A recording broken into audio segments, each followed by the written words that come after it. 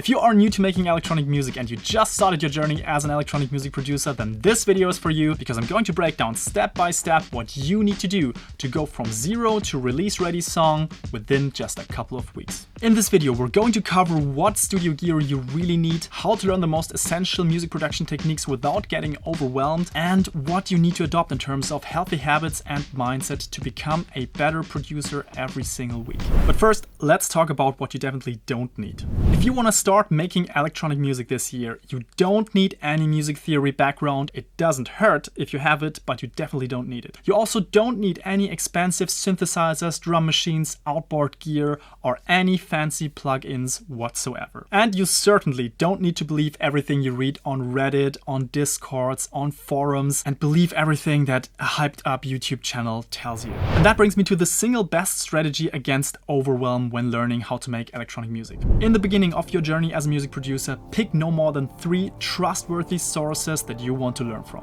So how do you find them? Make sure that they are people who walk the walk and not only talk the talk. And to give you some context, I've produced, mixed and mastered music professionally for over a decade before even going on YouTube. And that's definitely not the case for every channel you will come across and every Redditor you read stuff from. Now, 2 channels I can personally recommend for making electronic music, techno, house, etc. are Oscar from Underdog and Alice from Mercurial Tones. Both creators know exactly what they're talking about. They bring a lot of value to the scene, and I think you should subscribe not only to this channel but also to their channels. We're going to learn a lot of useful stuff. With that out of the way, let's now talk about how to get started with making electronic music. And I've divided this video into 3 simple chapters: get going, get gear, get good.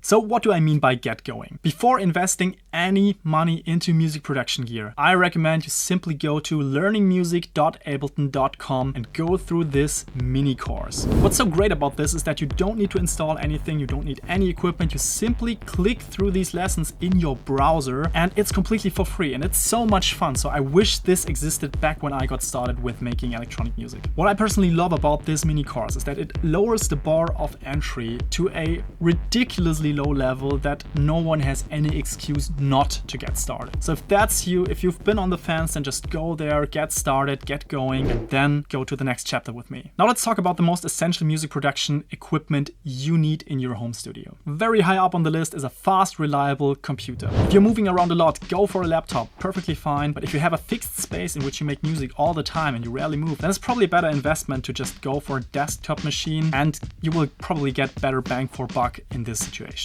For laptops, I think the last 3 generations or so of MacBooks and especially MacBook Pros are powerful enough to handle music production sessions with ease. So don't worry about this at all. Just get a couple of extra ROMs would be a good idea to get started with so you don't run into issues later down the line. If you want to go for a desktop machine, I personally find it most useful to talk to a audio PC specialist just to make sure that you get a configuration that actually helps you. But then also, if you already have a machine, then probably just try it out if it already works together with a fast, reliable interface. No problem at all. Use whatever you have. You don't need to get an extra machine necessarily. In most larger countries, there is some specialized vendor that sells music production PCs that you can configure in certain ways. And I personally trust in Digital Audio Networks here in Berlin. They have always helped me find the perfect configuration and the machines are reliable like crazy. So I never have any issues. And this is why I believe that this is a really good investment unless you are a PC expert yourself. Next up, you need a digital audio workstation, aka a DAW. Some popular ones, especially for electronic music, are Ableton Live,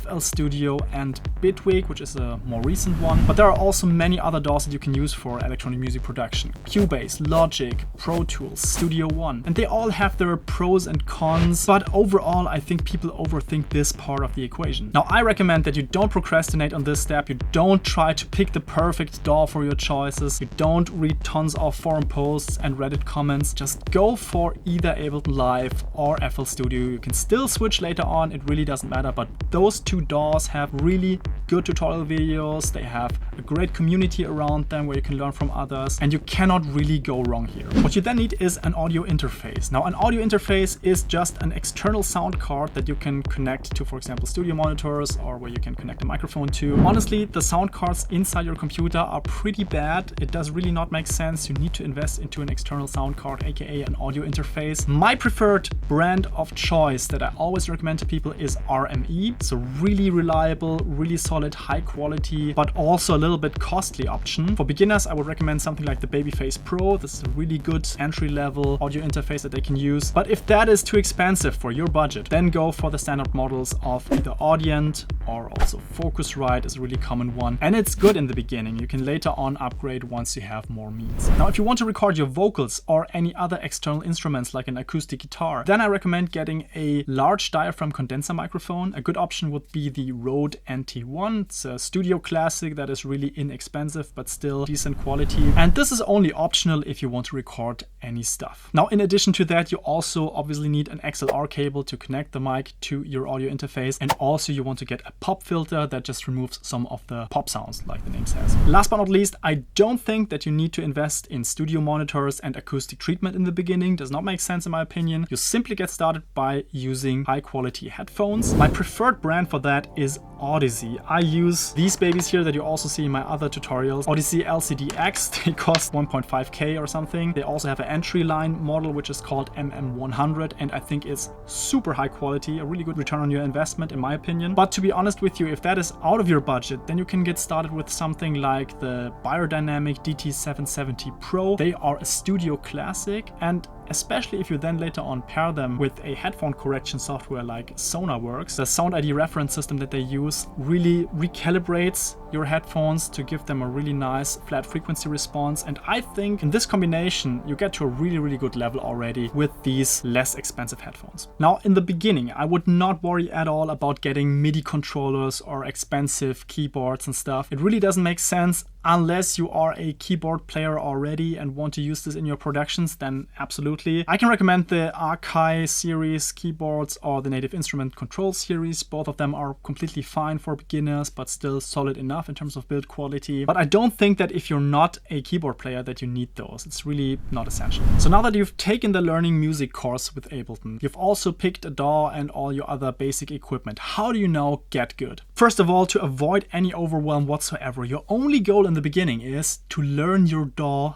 as good as possible. You don't worry about finishing music, you don't worry about writing a whole song, you don't even worry about writing a decent loop. You simply go to the getting started playlist of videos of whatever DAW you picked and you simply click along and try to build your first sessions. And what I recommend is to save all the key commands, all the shortcuts that are getting mentioned, or when you see you're clicking the same thing again and again, that's probably a shortcut for that. This is a really healthy habit that I would start to adopt in the very beginning of my journey, because it will save you so much time later on. Now, the good news is that you only need to learn the most basic 20% of your DAW to get 80% of the benefits. And this is fantastic because after learning those basics, you can move on and start practicing loops. So once again, you don't try to finish a song. You don't even try to arrange something. You just focus on finishing as many small loops as possible. And here's how I would do that. I would limit myself intentionally and only finish, for example, one basic beat with the stock samples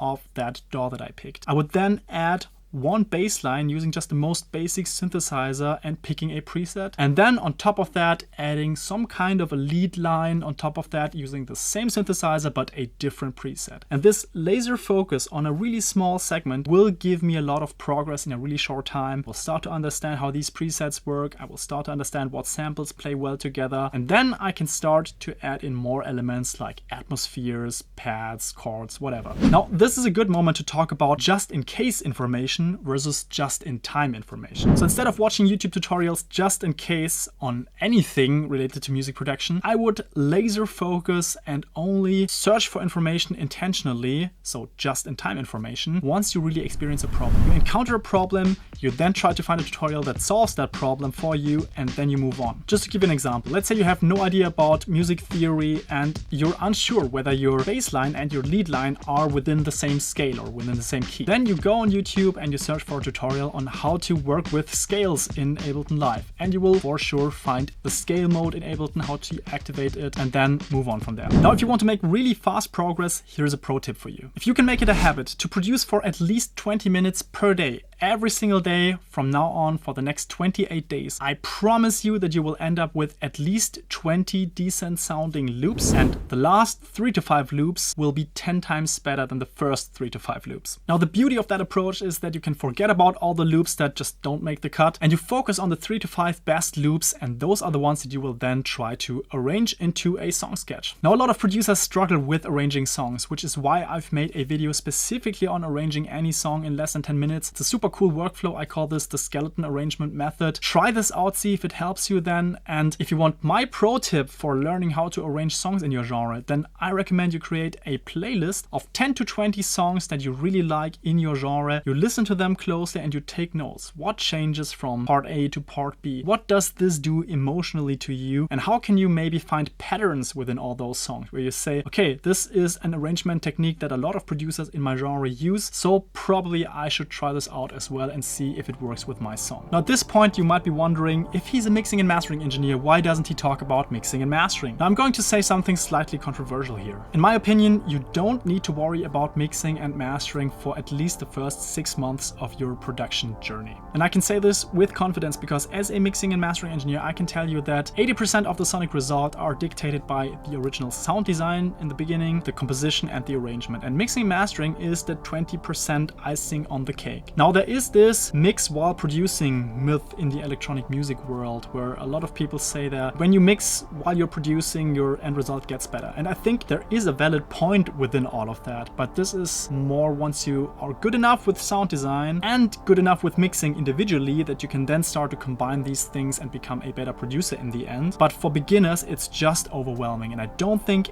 any beginner should worry about mixing when they still can't even figure out how to dial in a specific synth sound that they have in their head. So instead of overwhelming yourself with the rabbit hole of mixing and mastering, I recommend you just learn the basics of leveling, the basics of panning, and a little bit of basic EQing, and then hire a professional mastering engineer that gives you great feedback on your track, helps you kind of polish it a little bit, and you outsource the mastering completely because in the end this will give you the best result. Now, this all sounds great, but I also have bad news for you. Even if you're now capable of producing decent loops, you're capable of arranging rough song ideas, and you're also capable of basic mixing, and you know how to give it to a mastering engineer, chances are you're still not gonna finish songs. And I say this with a lot of compassion because 99% of music producers struggle with finishing songs. I get these emails all the time, I get these comments all the time. I even made an entire course that helps people with finishing songs because I know that this is the biggest pain point in electronic music. Now, in my experience, there are just a few key reasons why people struggle with finishing songs consistently, and they have to do with falling into the trap of perfectionism, falling into something like fear of failure, imposter syndrome, so all these like mental blocks. But then also on the other side, most people just don't have a reliable, repeatable system for finishing songs. And so to help you overcome that first big obstacle, this first big plateau in your journey as a music producer, I've put together a free guide called The Finisher Framework, my 3 simple steps that will help you finish at least one great sounding song per month. This is the goal that I have for you. You can get it at pickyourself.com/framework. The link is also in the description. Now, I would like to hear from you in the comments. What is the one thing that you struggle with the most currently when producing electronic music? Let me know in the comments. I might make a video on that, and I will see you in the next video soon.